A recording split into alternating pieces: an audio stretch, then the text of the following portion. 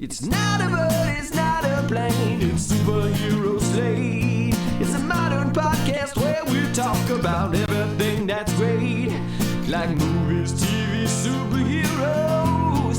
It's Superhero Slate, oh yeah. Hello everyone and welcome to Superhero Slate, the show where we run down the latest superhero entertainment news.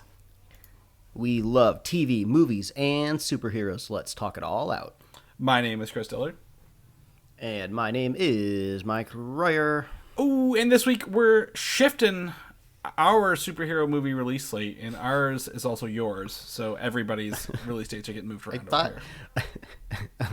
I didn't read this line of copy you're reading ahead of time, and I thought you said we're shifting into suit mode, because that's something my wife has been saying for weeks now. I know. She is like those people who are starting to get ready for Christmas, like, you know, in July, they're like, I gotta get ready, I gotta get into Christmas mode. She's like, soup is around the corner. 100% understand that. Constantine is getting an unexpected sequel, things that I didn't think we'd ever hear from again. Star Wars removes yet another movie from their release dates and more. Yeah, just when you think DC is the only slice of Hollywood that can't get its act together, you know, Star Wars comes in and surprises no one yet again with a movie getting shuffled. I feel like I realized this maybe last week with like D23, you know, where they were talking like Star Wars for a couple of announcements, and it was like, oh yeah, all of the action is totally just happening on Disney Plus for Star Wars. Like, ain't nobody hyping up a movie in any way at all. And I appreciate that they're not like cranking out like 2+ Star Wars movies a year, because at least they learned the hard way that it's not quite Marvel. You can't really do the exact same thing with Star Wars. So it's like, everything just is on Disney Plus right now. And nobody hates Star Wars more than a Star Wars fan. You can't really be a fan unless you hate it. So I think it's just funny. Like, it's one of those things. Like, people were okay waiting. What was it? 83 to 99, right? 16 years for the prequel movies to come out, and then there was like 10 years to the next one. So like, we can wait for Star Wars movies. I don't think that IP/money, you know, that, I guess the cash cow really is going to dry up anytime soon with Star Wars. And the shows are fine. Shows have been great. We had the Clone Wars in between all the movies, and then, you know, we're in our Mandalorian phase right now. So, depending on when you're listening to this episode, you might be able to queue up the first 3 episodes of Andor. Yes, that was this week. I think the media embargo is up on those first 3 episodes too, and I've heard positive things, which is good. I mean, we were so like, I don't want to say unfair to Andor, but I mean, come on, when you announce this show in the midst of all the other stuff that they were planning when it was announced, we were just like, who wants to watch this?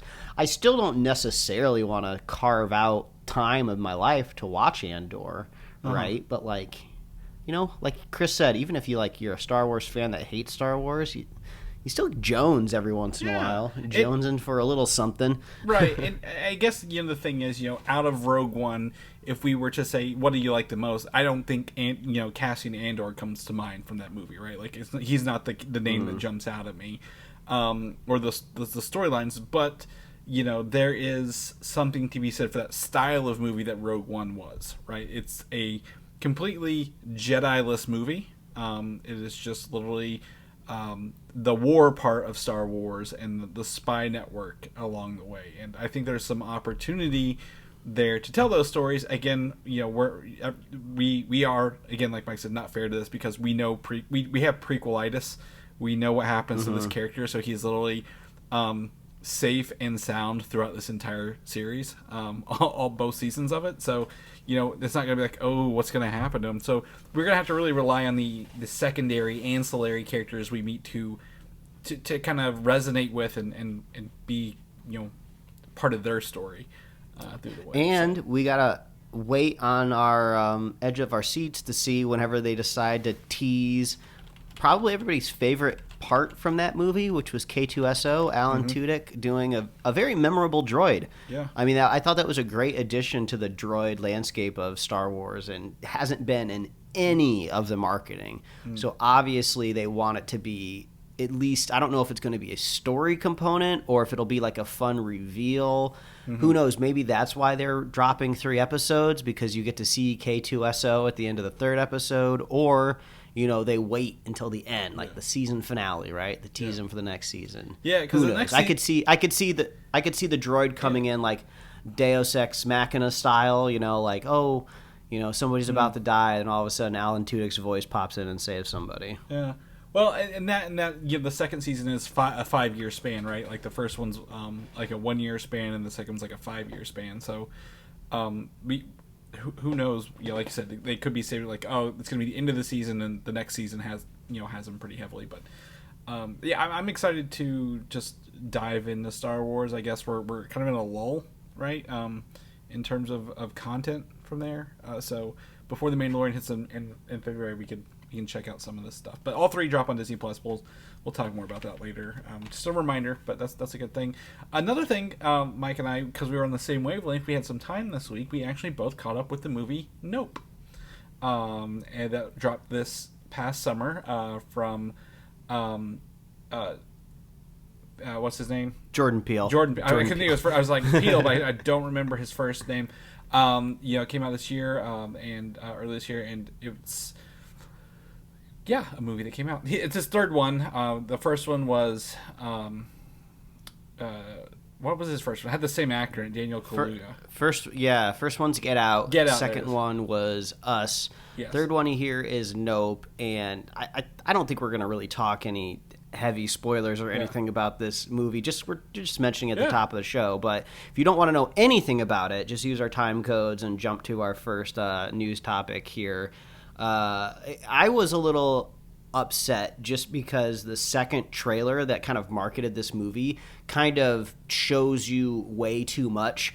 Because the first trailer is like very cryptic. You don't know kind of what's up there in the sky, what's going on. Why are these people like floating off the ground? Are they being abducted? No, we don't really know exactly what's going on there. But the second trailer just shows you in full like frame that there's a UFO up there, right? And now there's some unexpected explanations and some twists when it comes to this UFO. So I was a little upset that I knew a little too much going in. So I think people could have a little bit more excitement, right, if they go in not knowing. But after we finished the movie, I wanted to look up some behind-the-scenes stuff on the film, and I found just a very quick snippet where Jordan Peele was saying, like, if the only thing I do with this movie is just make the audience feel like for just a moment they are in the film and are next to a UFO or in fear of being abducted or something like that, for just a moment, I will have done my job. And I felt like he did a pretty good job with that. There was some like intense moments where like it's also like clever too. I haven't really seen a movie particularly like this before, where like you have kind of your protagonist on the ground trying to avoid something that's above them. So I kind of like the mechanics of just that as well. And then also Jordan Peele is now like this director that I feel like has flavor to him, right? Kind of like an Edgar Wright or a Christopher Nolan or even like a screenwriter like Aaron Sorkin, where like when you're like watching one of their movies, you know you're watching that movie. So I think that's kind of cool now that we have like kind of a new director to kind of add to like the Hollywood moving forward. It's like, oh, I'm always going to go watch a Jordan Peele movie now, because even if they're not as good as his previous movie, I know I'm at least going to get like fun and entertaining filmmaking in a way. So that's kind of my roundabout way to say not quite as good as Get Out, which was his first film, which was just like, chef's kiss, so good. But I still had a good time with it. Mm-hmm. So still a good movie. But I feel like Jordan Peele might forever be chasing the success and appeal of his very first film. And people, he might never ever be able to catch it again. But I'm having a fun time watching him get there. Uh-huh. Yeah, no, I can't recommend this movie to anybody. I felt like I haven't... Since Morbius, have I not felt like a waste? Like this was like a waste of time for myself. Oh no! Wow! What polar opposites here today on the podcast. I watched it and like I was, I had my full attention. I had it on my big screen. I wasn't watching it, kind of like on the side. And I I was by myself, and I'm like, okay, well, maybe, this will add to the ambiance to it, like, lights off. I know it's a scary movie, but, like, these characters are unredeemable. They don't even do anything redeeming by the end of the film. The end of the movie, to me, reminds me of Us, which was very just confusing and absolutely, like, just sucked anything, I guess, realistic out of the movie for some reason. Like, I just really did not have a good time watching this, and I've actually been excited to go watch it in theaters. I don't think for me, I saw the second trailer as well.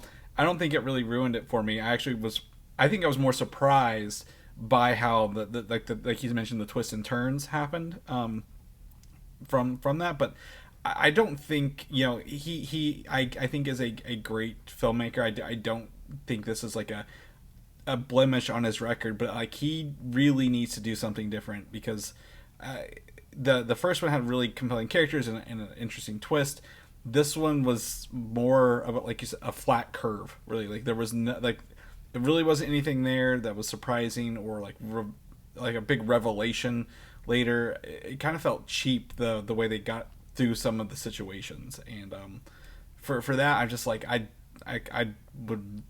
would not recommend anyone watch this. And I don't think it was scary at all. I was like, I'm hoping to be a little terrified, little jump scares. It didn't really feel like that at all. So I think we come across on different ends of the spectrum in here, because if I was to say, Chris, what do you think of this? What do you think of Nope? I'd say like, Nope. Just the name of the movie is my review for it.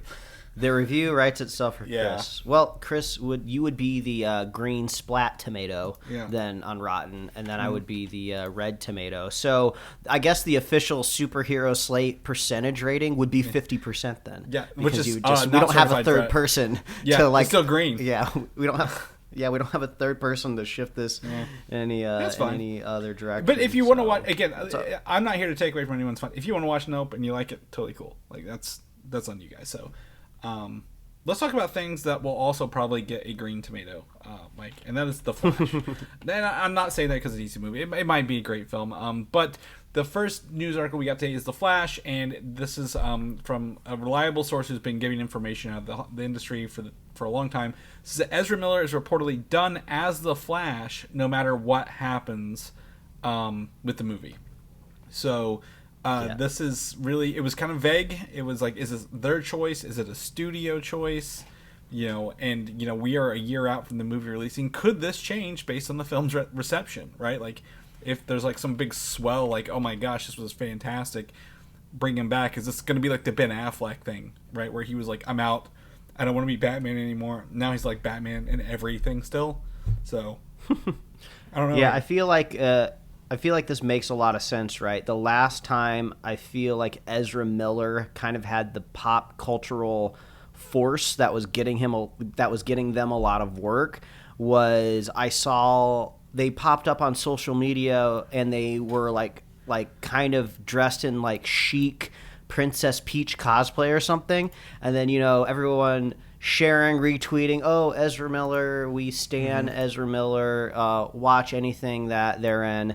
And now they just don't have that cachet anymore, right? Yeah. I saw headlines this weekend on Twitter where Ezra is kind of starting to, whether you think it's good or bad, paying off the victims to kind of hopefully clean the slate for their career moving forward, right? But like, why would you build an entire cinematic universe or character off of this actor's back?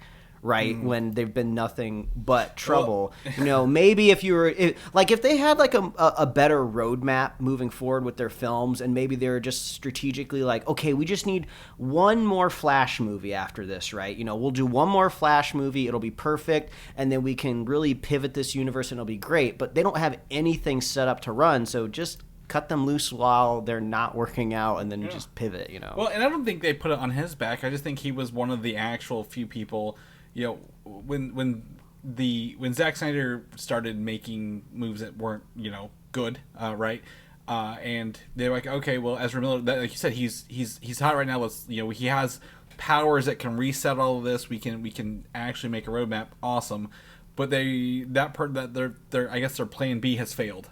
He might even been plan C. Ben Affleck might have been plan B, but like everything seems to be, every time we talk about the DC universe, there's the connected part of it. Anything that's connected to something else has a turn that's like not good. The standalone stuff seems to be doing better, right? In terms of like, James Gunn's Suicide Squad, Peacemaker, the Joker movie, like everything seems to be the last Batman movie pretty good. Everything else, if it's trying to hang on to what Zack Snyder did, it is falling apart very quickly.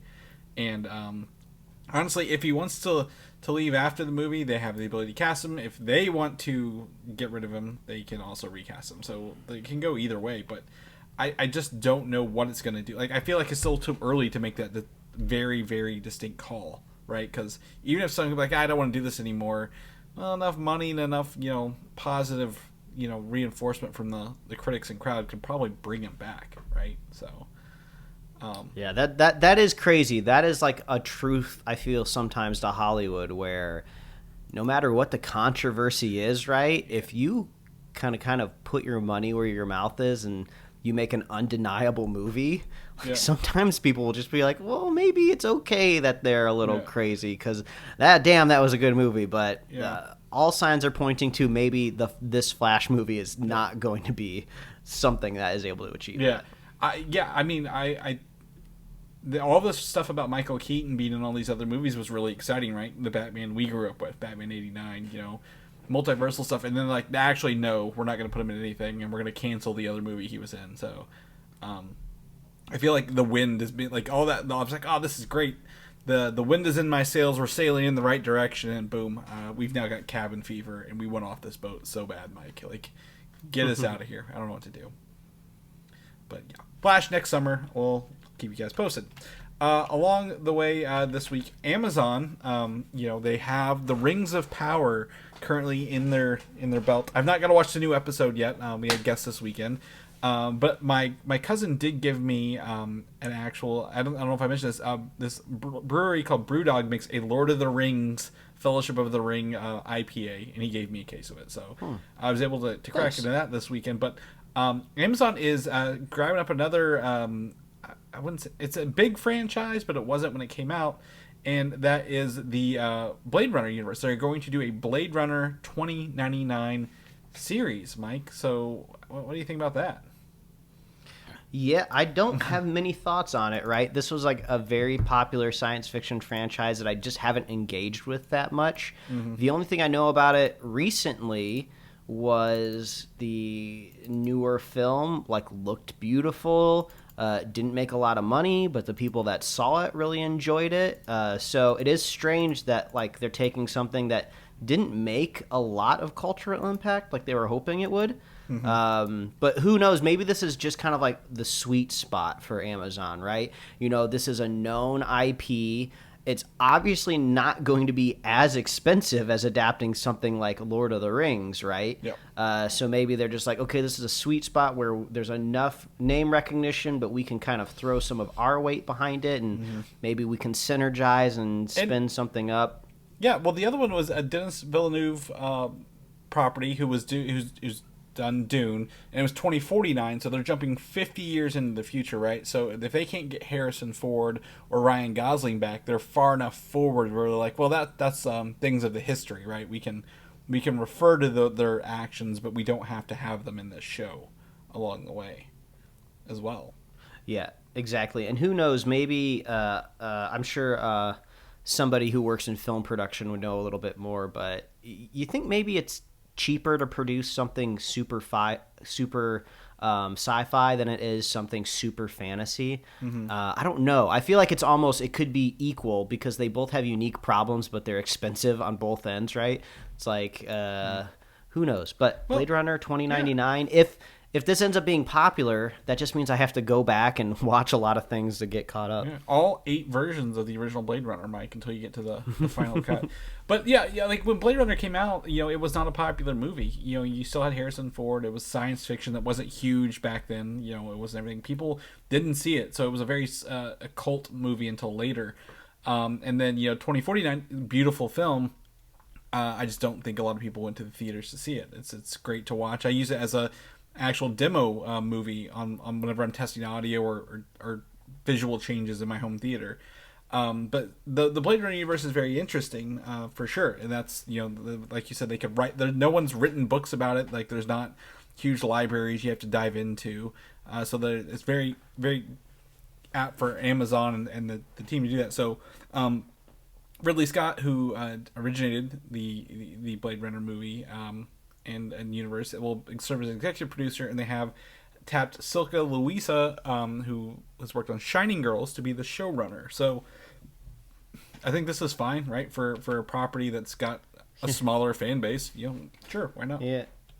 Amazon Prime really seems to be shaping up to be the streaming service for your very nerdy dad, right? They got Lord of the Rings, Blade Runner. They're more than likely going to be doing new original stuff with James Bond since they just bought MGM, right? Mm-hmm. So this is the streaming service for your dad, that's for sure. Yeah.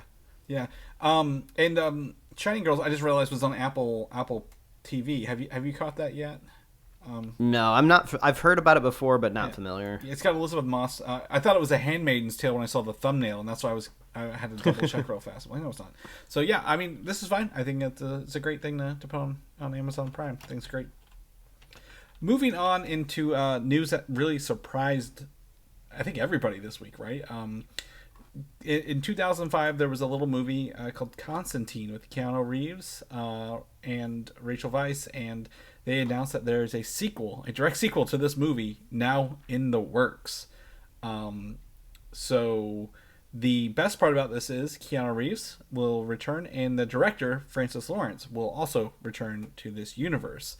There apparently was a Constantine reboot, maybe series or HBO Max thing from Bad Robot in the production, and a Madame Xanadu as well, which is like DC's mystical thing, and those are apparently nixed because of this. So I never thought we'd come back to the Constantine world, Mike. I thought people literally hated it so much because he was not blonde-haired and British that they would never revisit it. But I never had any issues with this. We're not Constantine fanboys, obviously, so I didn't really mind watching it back then.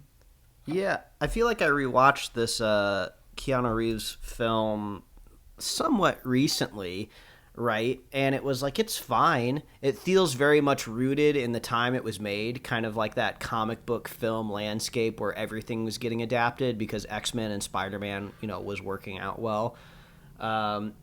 And there was kind of like a little bit of a cult response from the film after it had been released, and obviously after you could go rent it or watch it on DVD or whatever. That I guess this is kind of what happens when the star of your movie gets butts in seats, right? Keanu Reeves, not quite the same cachet that like a Tom Cruise might be, right? But he's a known entity that people are a fan of. So and he's not crazy. If you're a yes, exactly. He's not crazy. And if you're a studio out there that owns any IP that Keanu Reeves have been attached to, right? It's not a bad exercise to like game it out of like, okay, what does it look like if we reboot X, Y, and Z that Keanu was in? It's comic booky. It could work out. It is a strange thing to greenlight though, in kind of like the current state of HBO Max Discovery, right? Seems like, but who knows? It could be a safe bet. Keanu Reeves makes money, so maybe this is how you recoup. Yeah, I was trying to look up here. It looks like Weed Road Pictures, which is Akiva Goldsman, who's writing the script. It is his company, and I believe Bad Robot has a stake in it as well.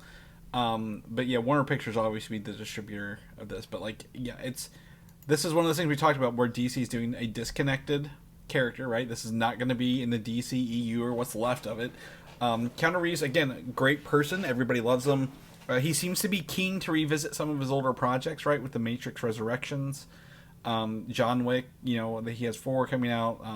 He did Bill and Ted's again, so I feel like he's like in that thing where he wants to revisit those older things. So hopefully it's good. Hopefully it's awesome. I'm excited for this to get back to that. Hopefully we don't get Shia back in this movie, right? Remember he was his little buddy back then in the movie. Oh yeah, you're right. But Peter Stormare played a hell of a devil for Satan, so credit where that is. So yeah, I'd be excited to watch this. I would love to revisit the other one, and see if maybe they have a 4K remaster or something to kind of watch. So we'll keep you posted on that. As we mentioned at the top of the show, Star Wars is just bam, canceling your movie, bam, delaying your movie, bam, well, we have a trilogy, but we don't know when we're going to do it, kind of thing. They have officially, as of this week, removed Star Wars Rogue Squadron from their release schedule completely. It is gone, Mike. Erased. Scribbled out, and then, ripped off. And, this is this a Patty Jenkins problem, Mike? Her last movie that I know of was, in fact, the Wonder Woman 84. And I know we all loved it. We all rushed to HBO Max to watch it some more. So, is it a Patty Jenkins problem? Is it a Lucasfilm problem? It seemed they've been queuing up a Rogue Squadron, right? Because of all the in the boat and the Mandalorian, all those X-wing fighters, right? The New Republic things. Patty Jenkins, I put as a note here. Also, she was signed on as the director of Thor: The Dark World and left it pretty quickly as well, early on. With Marvel. Now Marvel was run by like Ike Perlmutter and that like weird committee back then. So, I think that movie still would have been bad either way. But yeah, what do you think's going on here, man? I'm just trying to take this as a sign that they are going, we can't move forward with the cinematic universe of Star Wars until we figure something out, right? On Disney Plus, you can kind of just play around with different time eras, see what works. The show's not really working out. It doesn't matter because, we called it a limited series to begin with, right? So, of course, there's not a second season. We were just kind of like telling like a little, quote-unquote Star Wars story. They just kind of shifted that to a streaming platform. But now I feel like we have different expectations in the film world, right? We want to tell grander stories that have more impact to them, and it just was so messy. Whether or not you liked what they did on the big screen in the last couple years or not, I'm sure it didn't go exactly the way they wanted to. It did go right in one way, where it made them a lot of money, but I feel like they're looking for something maybe more sustainable moving forward. So yeah. I'm just hoping this is strategic, right? Yeah. I know we have words out there for Taika Waititi making a film. There, yes. Whispers of Kevin Feige making something, right? Mm-hmm. Maybe they just sat back one day and it's great that we have all these filmmakers on board to make Star Wars stuff, but maybe we need it to coalesce into something. Mm-hmm. We need to because they spent a lot of money on this franchise. They build theme parks around it. They have all of this merchandise. They can only be willy-nilly for so long, right? They can only expect that these franchises will be so popular just by doing whatever they feel like, whatever the vibe check is, right? That's what I feel like streaming networks are right now for these big franchises. They're just like, let's just see what works. Let's just see what the audience likes, and we'll just kind of adapt, We'll see who gives us a good script and what we're feeling, right? I feel like you can't do that with a film that takes 3 years to make, right? I'm hoping they're gaming out something here a little bit more exciting. So maybe that's what this is. I don't know. What I think they should do is just stop making movies for 10 years. Literally, it worked out well, right? Star Wars never died. It never slowed down. They had the merch. They can do stuff on Disney Plus, that's fine, or they can stop doing it. It doesn't matter. It can live without it for a long time. They by killing the expanded universe, yes, they could tell their new stories. However, all those books, all the other merchandise they had that was literature for those years, that revenue stream's kind of dried up because they're not putting as much out there because it is all tied together and it's all one bigger story. But it was fine the way it was. Do you need to change Star Wars to where it's staying top of mind all the time, but at the cost of quality, if you will? So to me, I just say leave it. Let it be. I'm sure Kevin Feige and Taika Waititi would make great movies, but I don't think they looked at this and said, take out Rogue Squadron. We want something more connected. Because Rogue Squadron is fine. I think Patty Jenkins is now a kind of a risk in the movie making world, right? I don't think, I think she might be the problem. Star Wars is definitely a problem. Not saying they're not a problem, but when you have two problems together, what do you get? Nothing good. So, because I think honestly, it is wild. Go ahead. I was just gonna say it is wild that it's been 3 years since we've had like a Star Wars movie, right? So even if they're like working on a script of something right now, even something in the wisp of like pre-production, right, after filming and post-production, like it could be, we could have 5 years in between like Star Wars films, which would definitely be something different than what we've had before. Not quite the 10 years that you were hoping for, but it could be what the board wants, the stockholders are hoping for.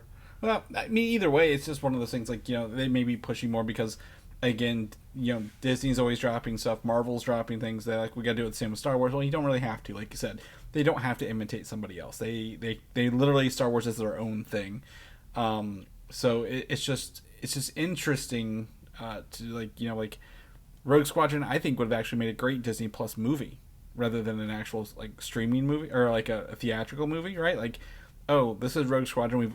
We've tied it into all these little X-wing characters you've seen in the Mandalorian and the Boba Fett shows, right? And we've now brought them together into like, they're like, oh, this is the people out here trying to save the I guess the universe while the First Order is rising. So I think it would have been awesome, but at the same time, like I would have watched on Disney Plus probably before I'd want to go see it in theaters. But yeah, that's all. I mean, to me, it seems like it's a completely dead movie, and we'll probably it'll never see the light of day going forward. So, oh well, sad but true. As we mentioned at the top of the show, Mike, Andor dropping this Wednesday, September 21st. So Wednesdays will be Star Wars, and Thursdays will still be She-Hulk for the remainder of the month. I believe we said there's 12 episodes of Andor, I believe, in the first season. Is that right? I think so, maybe. It's quite a bit. It is quite a bit. Yeah, 12. It is 12 episodes. So it is. It will run. 3 on Wednesday, and then every week until Thanksgiving. So put that in your calendars, folks. Tune in, and check that out. And then the other part of the Star Wars things, other than just removing the Rogue Squadron, is the other bit of the news is that the next film that they still say they are coming for, Mike, is Christmas 2025. Would that back up your 5-year plan? That's actually 6 years, because our last one was 2019? Christmas 2019. Yeah. So, I mean, 6 years, that's a gap for sure. Mm-hmm. I mean, of course, you could always point to the Disney Plus stuff and say, like, well, it's not like they've, abandoned it in any way. But yeah, right. Yeah. Well, it's like they did the Hopefully Clone Wars, like I said, the Clone Wars animated stuff between the 10 years, but movie-wise, yeah. Mm-hmm. Yes, hoping for some soul searching with these dates. Yes, and then the next one is Christmas 2027. So, to me, if they're putting 2 every 2 years, it sounds like a connected movie, all right? Like a two-parter, or maybe 2 parts of a trilogy. But if anything, guess what they need to do, Mike? Make it plan out before they start filming this son of a bitch, because you're going to get another Rise of Skywalker that makes no sense at the end of the day. That had nothing to do with anything. And then, as you mentioned, the other untitled Star Wars movies there's the Kevin Feige film and the Taika Waititi movie, the 2 individuals from them. But we've not heard literally anything about, probably since they were announced, right? Like they just kind of remained radio quiet. Moving on into some other things, Sony also got into the both Sony and actually Disney did some release date announcements this week, and one of these is Sony is pushed back pretty much all their movies a little bit. So we'll start with Kraven the Hunter, who was supposed to come out in January, has been pushed back to October 6th of next year. So Sony just pretty much took the release date and shoved everything back 6 to 10 months or so. I think it was Kraven moved and replaced like Madam Web's date, and then Madam Web like moved up or something like that. Well, Kraven moved back to October. Madam Web didn't move up. It went back actually to February 16th of next 2024. So they both kind of shifted back. I don't think they're not delaying them due to quality, but Sony has a very, very, very bad habit of moving all their release dates. Morbius had like a dozen at least before it came out. So it had a pandemic in the middle of it. So hopefully that's. But like I don't think we're clamoring for these movies, right?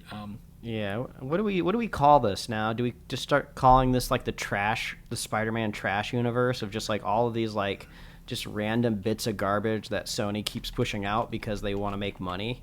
I mean, I get it from a strategic point of view, right? Like, well, we have these characters, we own it, we got to do something. We make money from Marvel when they prop up Tom Holland as Spider-Man, but let's launder the goodwill that they're making for us and make these like really crappy movies. I'm hoping that's not the case moving forward. They have to see that the quality of these things are not up to snuff, right? At least even storytelling wise, right? Of like, these aren't good critically. I just don't think they care. They just don't care. They're turning some sort of profit somewhere, right? I don't know whether it's through Netflix post home release. I don't know what's going on. They're turning money somewhere, sadly. But for your reference, it is called Sony's Spider-Man universe because it was originally Sony Pictures universe of Marvel characters, and they called that the Spumk, SPUMK or C, and everyone's like, this is a horrible name. So I just call it the Sony Spider-Man universe. So well, I suppose the easiest one is the in association with Marvel universe, right? Yeah, and that nice little logo we get, which is the fact that these are so, or at least the Venom movies, right, and Morbius are so lackluster is so in contrast with the Into the Spider-Verse stuff they're doing, right? Like that's great, that's fantastic. We're excited. They're putting love and money into those things, but like they don't want to do it with live action for some reason. So I don't know where that disconnect is along the way, and we're feeling it. Lastly, they also gave us a untitled Marvel character movie, a Sony/Marvel character movie, has moved up to July 12th of 2024. This is interesting because it sits in like right before the end of Phase 5 of the MCU. So, is this Spider-Man 4, right, with Tom Holland? Because they technically own that release date.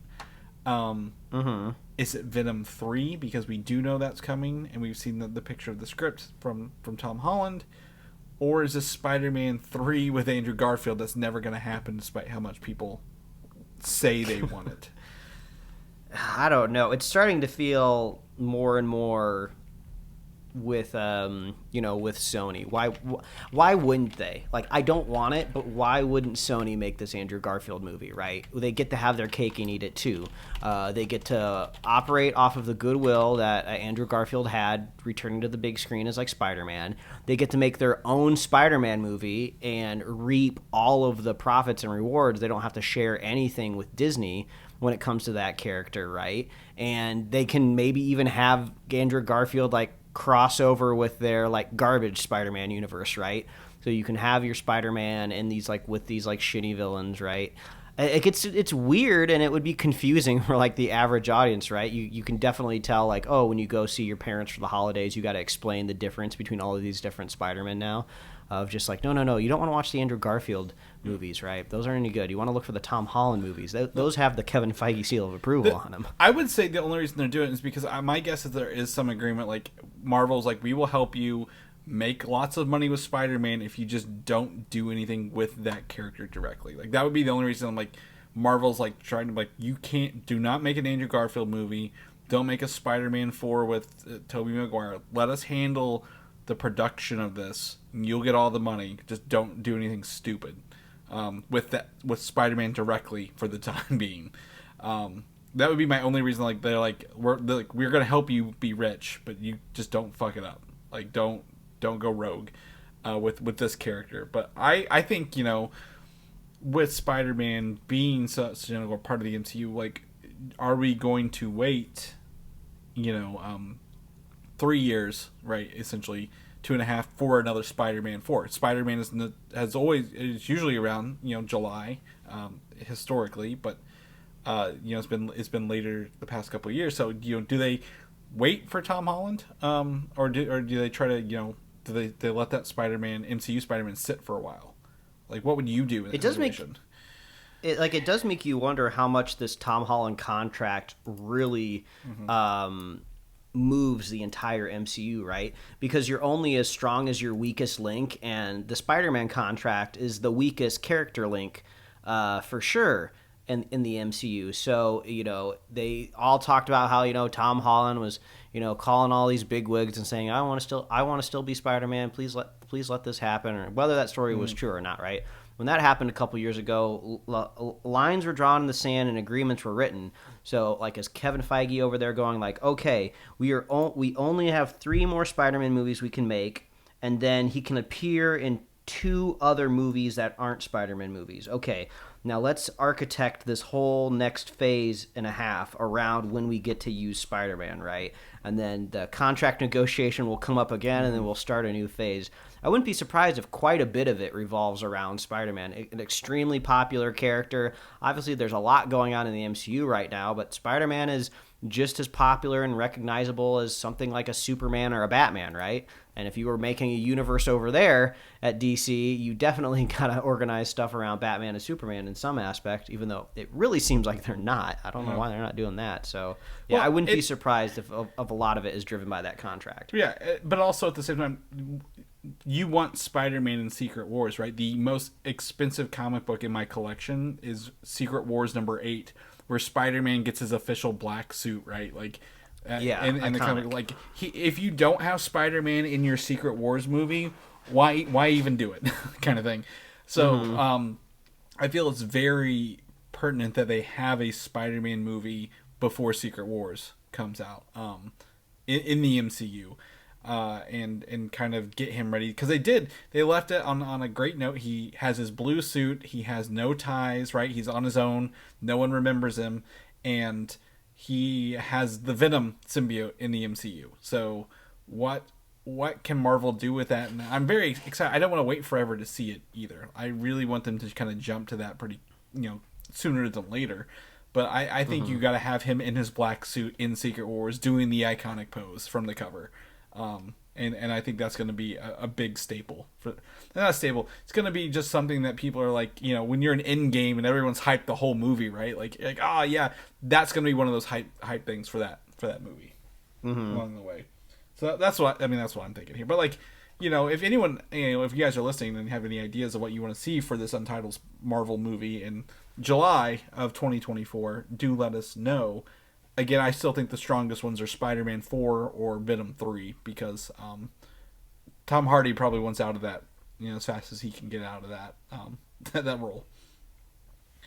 Keeping in the vein of Marvel Studios, they actually pushed back an untitled movie, Mike. Remember that slate we saw at San Diego Comic-Con that had a bunch of movies? We actually had an extra date that they didn't have on there, and that was from February 16th, 2024. And that was pushed back to September 6th, 2024. It's an untitled movie. We don't know what it is. But now that's literally 1 month before Fantastic Four. And I just don't see Marvel/Disney releasing 2 movies 3 weeks apart. Right? Like, that seems very, very short window for a Marvel movie. Yeah, unless, I don't know exactly how they're coding things in their systems or what they believe they need to set in stone, but maybe this is another Werewolf by Night type of situation where it's a Marvel special presentation, and maybe they didn't know a while ago that these weren't going to be in theaters and they were going to be on Disney Plus, so maybe that's why it's shifting around. I don't know. Just a random guess. I'm sorry. Or probably it's 2 months. It's 2 months. It was 2 months. Sorry. Either way, I feel like the most logical thing of what it is just they have a standing appointment every calendar year over at Marvel where they just all sit down and just what dates do we want on this calendar? I don't know, those seem to be evenly spaced. All right, let's do it. And then they just they claim their weekends to keep the other studios away. Yeah. And there's probably not a whole lot beyond that. Well, that's the thing. The only reason I would say but they didn't have this spot before this move, right? September 6th was open. They didn't claim it 2 years ago when they announced all this stuff. They didn't talk about it at San Diego or the other. I don't even think it's on that timeline. So this is a very interesting thing to be literally sitting in between the Thunderbolts and Fantastic Four on a new date they've never had before. So to me, it's is it actually going to be a movie or I feel, and it sounds like you might feel the same. They're just gonna move this again. Like they're not gonna hold another movie there, right? Unless it's something they feel has to be done, and got in and put in that time slot, because we are less than 2 years away from it, whatever it is, and we don't know what it is. So to me, I think they're just going to nix it again, and we'll just never hear of this untitled Marvel movie that never came. The movie probably has another date, and we just never knew it along the way. So what I would love to see is still that Phase 6 slate filled out, Mike, but I know they're saving that probably for next year's Comic-Con. Probably. They're letting us dangle. Yeah, letting you tangle. Speaking of Secret Wars, Avengers movie, the end of Phase 6, if you will, Ryan Coogler, the director of Black Panther and Black Panther Wakanda Forever, is rumored to be in talks to direct this movie. Yeah, that's great. That's fantastic. Yeah. I mean, yeah, it seems like almost like the MCU is like this, not like training program, right? But I mean, it makes sense. You hire kind of not necessarily unknown directors, but younger, early in their career directors, maybe have done like short films or smaller films, like because Ryan Coogler did like Fruitvale Station, right? And I think that was winning some Creed. awards and some other stuff before that. So he kind of proved himself. Kind of works his way at the Black Panther. Now they got Wakanda Forever, and it's like, well, you got him in your ranks. He's obviously great in like making hits for you. I'm sure that they have seen. Well, I know that they have seen early cuts of Wakanda Forever. It's their freaking studio, so they've seen the movie already, and they know it looks great. So yeah, put him on the big one, the main event, a big old Avengers movie. And the thing about Black Panther, and again Wakanda Forever is, those are ensemble movies, right? It's not just the Black Panther versus everybody else. There are lots of characters, supporting characters, antagonistic characters, right? Whole kingdoms. There are groups of people, and with an Avengers movie, you need to know how to handle groups of characters in an Avengers. Their strengths and weaknesses. I think he has a talent to do that in this current, at least from Black Panther. I can't say anything about Wakanda Forever. It's not out yet, but I feel. He's gonna be able to do that as well in that movie. So I think that's a great grab, and he, like you said, he's definitely earned it on his way there. The movie before that, though, is Avengers: The Kang Dynasty, and the rumor right now is Jeff Loveness, the writer of Ant-Man and the Wasp: Quantumania and several episodes of Rick and Morty, will write the film. He's been tapped to be the scribe for this movie, and I think we talked about this offline earlier this week when this came out. One, Rick and Morty, huge on multiverses, time travel, and other fun stuff, right? Keeping it humorous, so I think that's probably why you got Ant-Man and the Wasp, but also Kang will make his first appearance in Ant-Man and the Wasp, so he will be able to write the through line for this character as he kind of goes through this. Yeah. Makes a lot of sense. Also, man, what a career trajectory for that writer. I looked up their IMDb when you told me this information, and like, wow, what a great couple years it's been for them, right? You start writing on a pretty popular animated show on Adult Swim. All of a sudden, you've been poached and you're over at Marvel. You're just doing like, oh, I'm doing a third Ant-Man movie. Okay, that's cool, Then, oh, how about an Avengers movie? Would you like to do that too? Man, get paid. Yeah. Good job. Yeah, and I did look it up as well, because he has written some comic books as well. Under that, nothing that actually I think did with Kang, but he is. Had that, like, I guess his elbow in with Marvel for a little bit before he got that. But yeah, it's fantastic. That's awesome. I mean, like you said, if you look up his stuff, you will see some really good things. So great for him. And just a reminder, Destin Daniel Cretton, the director of Shang-Chi, will be directing that movie. So they are really, again, utilizing the talents in their stables to continue the MCU to these next phases.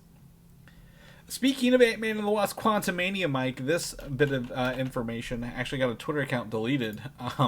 The first one, the original. So we're going to talk about here is the first look at MODOK merch from the upcoming movie. And we have seen the leaked trailer a little bit, Mike. I think you watched it, right?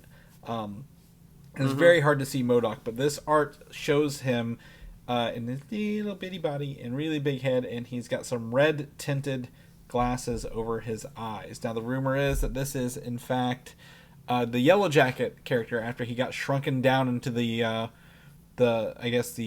quantum realm from the first movie. This is what his body looks like now. But they could change it. Maybe that might not be true at all. But it's very, I guess more. It looks like an MCU version of MODOK. I don't know what else to say about it really. Yeah, there's different approaches you take for this style of character. If you're in a comic book or a cartoon show, you can get away with different things. We saw how he was adapted in the Avengers video game that came out a couple years ago. I felt like that was a halfway decent approach of just like, okay, well, this game is relatively realistic, but MODOK is a very unrealistic looking, person. So, they had a very logical origin of what happens. He's like kind of experimenting on himself, gradually gets worse and worse and worse. So you kind of see how they get to kind of more the grotesque shape and visual of a MODOK. So yeah, I'm curious what's going on here, because obviously it's somebody in like a robotic shell, if you will. Whereas sometimes in a comic book, like MODOK he's just like a weird fleshy kind of humanoid with like just technology on him, right? Yeah. So it seems like we're getting more of the classic MODOK silhouette from more of a suit than anything else. And kind of the watching the MODOK series, right? The claymation one with Patton Oswalt. Like when you look at it in claymation and cartoon, it's easier to look at, right? When it gets to get a little too uncanny, like a huge head and a deformed little body, it's like, oh, it's kind of weird. It's hard to look at. So it seems like they're going to hide it a little bit behind a suit, if you will, or like you said, possibly a robotic body. So yeah, check out that link in our show notes where you can take a look at that. Light week on news this week, Mike, but we're going to end with a discussion about She-Hulk episode 5. Literally the midweek, I would say the middle of the season show episode, more so than last week, if you will. And I feel like this was the shortest episode of the week. If you guys haven't seen it, go watch it. Come back. It's on Disney Plus. But I feel like this was the shortest episode of the season, right? So far. Yeah, I would say like a little bit to its detriment, right? Like I'm having a great time watching She-Hulk every week. Looking forward to watching the next episode. No complaints here, but it still really, to me, does not feel super episodic in a way. I just kind of feel like I'm almost getting like vignettes from like a long movie, and I'm kind of still waiting for it to kind of culminate or build to something. Because I kind of thought like the Abomination was going to be kind of like the long storyline, right? And of course she'll have little adventures, but I thought maybe she was going to be working on that Abomination case for, the whole season. And then there was going to be like this big old case at the end. And it's fine, it didn't turn out like that. But when this episode ended, I did kind of lean over to my wife and I was just like, it seemed like the episode just ended on like a commercial break, right? We got a little Easter egg tease at the end, but I was just like, I don't really feel wholly story satisfied with the episode. So I guess it just goes to show you that the quality of the rest of the show is really, really great and firing on all cylinders. Love that Avengers joke is hilarious. Yeah. Yeah. Well, I just wish it felt a little bit more rounded per episode. So I think the rest of them are pretty good, and this one seems to be the one that's the least meta, right? Of all the actual episodes. Like I feel like she didn't break the fourth wall as much. Some of the highlights, I really liked her co-workers really got a chance to shine a little bit, right? Like the one guy's like, I need you to come help me stand in line so I can get a second pair of shoes. She's like, why do you need two pairs of shoes? Like one to own and one to wear, kind of thing. And I'm like, that's great. Then she calls in the help to go literally to the suit maker. So we now know there's a suit maker in the MCU, right? And I think that's fantastic. I thought it was going to be the same guy from the Daredevil show who makes the suits. Oh yeah. So I'm glad that this guy has a little more personality. But it kind of felt really, again, isolated. Like I thought the battle, quote unquote battle, the antagonist of Titania would go on a little longer than just a couple courtroom scenes. I do enjoy that the episode previously, her little dating foray did pay off, right? They actually didn't just use that for like a dating thing. They actually were able to carry that into the story. But I agree with you. It just kind of just happened and ended. And then, there's two teases at the end of this, right? Number one, there's no post-credit scene. First time all season, no post-credit scene. But they did give us the sneak peek at Daredevil's helmet from the suit maker here. So that was fun, but like I'm not really feeling it yet, right? Like what? Yeah, why? it feels like we're missing some connective glue. Obviously, this is a comedy show. No one's expecting accurate courtroom scenes or procedures. We know things don't resolve so easily in a courtroom, but it doesn't matter because this is a comedy show. But you're still kind of within the legal procedural formula, right? Which is very successful on a lot of shows. And the most recent one I watched on Netflix was called The Lincoln Lawyer, where that was kind of like the structure of the season, where there was one big overarching case that the Lincoln Lawyer was working on, and then you have like the little cases in the middle, that some carry over and cross over with the other storylines. So I think that's the thing that I'm missing. Like, what is the ultimate goal for her? I was expecting almost more to get teased with like, these like this shadow organization or something that's like trying to get her blood, right? That seems like it was kind of dropped. Well, I wouldn't say it's dropped. I just think it's being peppered too infrequently, right? We want our connectedness to be a full seasoning on this platter. And I feel like they're not doing that enough with She-Hulk.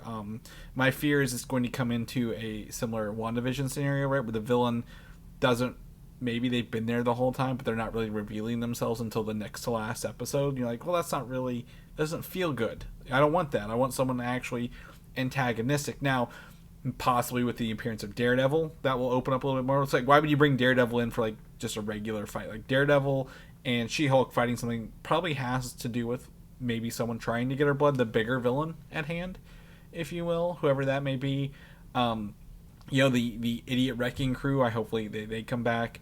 But, I think the other kind of tease this into this with is like, she got several suits. We didn't get to see them.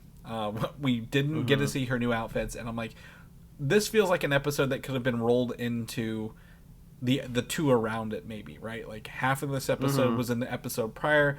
The other second half of this is in the next episode. Make them 45 minutes if you have to, but it just felt unsatisfying to be the middle of the show at the end of the day. Yeah, I mean, she's definitely going through character development, which is good. She's becoming more used to the idea of what it's like to be She-Hulk and Jennifer Walters. Warming up to doing her job, this new career path that she's on, right? So it's not like she's not growing, because we need that as well. But what are we ultimately going for here? And maybe this is still, like we've said before, we're at the tail end, hopefully, of the growing pains for Marvel on Disney Plus. So maybe this is just kind of like the last little bits of it. And I don't think it's bad. I think, like you said, we're just disappointed because we want more. We're enjoying ourselves, right? Like we know the show has done better. You can do better than this episode. At the end of the day, I do want to point out one Easter egg. Were you able to catch the shoes at the end of the episode in like the watercolor paintings at all? No, I didn't. Okay, so I'm going to send you the photo I have here. It shows, I forget that character's name. What is that character's name? Who knows? I'm atrocious at remembering. Yeah, it's the guy whose shoes. So I've sent you this, and it's got him and her assistant showing, looking at shoes, and he's holding up those Iron Man 3s, right? Literally, in the watercolors around him are Wolverine shoes, the Thing shoes, Deadpool shoes, and Cyclops shoes. Oh, yeah, you're right. Mm-hmm. So now I know this is more of a small Easter egg. This isn't confirming any of them actually exist in this universe, but very cool to see that kind of like, blink and you miss it kind of deal throughout this. So I sent Mike the meme here because Leonardo DiCaprio looking as all the characters pointing at the things. Yeah. Yeah, is this, do we assume that this is, I would say this is almost a little bit different than the Easter egg that we saw of Man with Metal Claws tearing up Bar, on that little news screenshot, because that was actually literally in the show. I think we have to assume that these watercolor things at the end are not necessarily canon. Yeah, it's just fun, and they don't necessarily seem like concept art to me, it almost feels like they're drawn after the script is written, not necessarily as like, oh, what could we possibly do in this episode? It's more like because they like this shot was never in the show, right? Like they didn't use it, but it feels like what the term they use, headcanon, right? Like this is like, this guy owns a bunch of shoes. He owns all the superhero shoes. What would a real life person who owned the shoes have? This is what they would look like along the way. Yeah, what could it look like? And they're just like, oh, look, I made a Cyclops shoe. Isn't that fun? It's like, oh yeah, that is fun. Like, oh, does it matter that we haven't introduced Cyclops yet? Like, no, it doesn't matter. It's just a fun looking drawing. Yeah, this was never shot on film, so therefore it's not real. Also, that would be my guess. She-Hulk breaks the fourth wall. They know she knows it's a show. I feel like it's just again like a nod and wink at the audience. Hey, we know, wink, wink. But do you think Daredevil will be our next episode? Do you think 6 is where things start to get real? Like you said, to finish up the show. Maybe, yeah. If we're moving into the back half of the show, I feel like we got to start making connections, and maybe that's the master plan, right? Maybe they've laid a lot of groundwork in these initial episodes that are just kind of like fun introductory episodes, and then we start to see all these little things paying off. Maybe we see that shape-shifting Asgardian elf or whatever it is come back into the fold. You know, we see some of these other things crop up. We have not seen the last of Abomination. I feel like he's got to crop up again. There's more him. She may need his help. I think that would be interesting if she actually needs his help for something, right? To utilize that, because he's not supposed to use the Abomination form ever again, right? So I think that would be interesting. Now my question for you is, I have a theory. And again, if you've not seen this, you probably shouldn't be listening to this. I have a theory. The nerdy guy she went on the date with, who was also in the law office first floor, right? I think he's the villain. I think he's the sleeper cell villain in this show. I mean, he's definitely got gross vibes, and it is very coincidental, right, that he would be in that office like the very next day as well. Yeah. And he's like I've seen that actor in other things before. Like he's not just like a rando kind of person that you cast to fill a role. So yeah, I could see that coming to fruition. And I said this because I leaned over to my wife. I'm like, again, in the creepy vibe, he called her a specimen, right, in the date episode. I'm like, does he want to get the blood? Is that what it is? Like, I think it's definitely a very, very much maybe his vibe kind of thing. So I'm leaning into that a little bit as a theory going into this. So I think that's ready to check out more episodes. We're in the back half, and we'll keep you guys posted every week. Mike, is there anything else you want to do before we wrap up the show? We good? No, I think that's it. Another week of Superhero Slate on the slate, if you will, and we love having you guys. That's right. Well, if people know what you're up to, what you're doing, where they can find you at. Well, they can find me at Mike Royer Design on Instagram, Twitter, and TikTok, and you can read my webcomics at pickledcomics.com. Chris, if people want to catch up with you, where can they find you? You can find me on Twitter, Valdan, Valdan, or Instagram, Valdan87. You can also check out on Instagram, Rad Retro Bros, where we do all sorts of video game, retro video game stuff. And we got some things coming up this week. If people want to know about the show, what we're doing, where can they find that at?